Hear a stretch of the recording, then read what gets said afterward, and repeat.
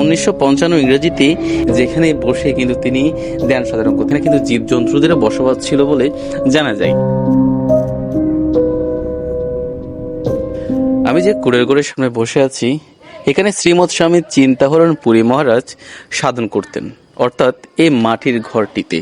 এখানে সম্পূর্ণ লেখা আছে 1955 ইংরেজিতে এই মাটির ঘরখানা তিনি তৈরি করেন, অর্থাৎ শ্রীমৎ স্বামী চিন্তাহরণ পুরী মহারাজ। আমি একটু আপনাদেরকে ভেতরে ঢুকাই যে চিন্তাহরণ গুরু মহারাজ এখানে বসেই ঠিক সাধনাটা করতেন।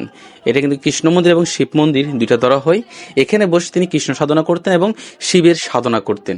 দেখতে পাচ্ছেন একেবারে ছোটখাটো একটি আপনার কুড়ের ঘর, যেখানে বসে কিন্তু তিনি ধ্যান সাধনা করতেন। যখন ধ্যান সাধনা করতেন এখানে, এই সম্পূর্ণ জায়গাটা কিন্তু আপনার জঙ্গলে ভরা ছিল, আর এখানে কিন্তু জীবজন্তুদেরও বসবাস ছিল বলে জানা যায়। আর চিন্তাহরণ মহারাজজি তিনি সেই জীবজন্তুদের সাথে থেকে কিন্তু এখান থেকে সিদ্ধি লাভ করেছিলেন। ভাবতে অবাক লাগে। আমি এখন ওই কুড়ের ঘরে বসে আছি, যেখানে শ্রীমৎ স্বামী চিন্তাহরণ পুরী মহারাজ এই স্থানে বসেই ধ্যান সাধনা করতেন।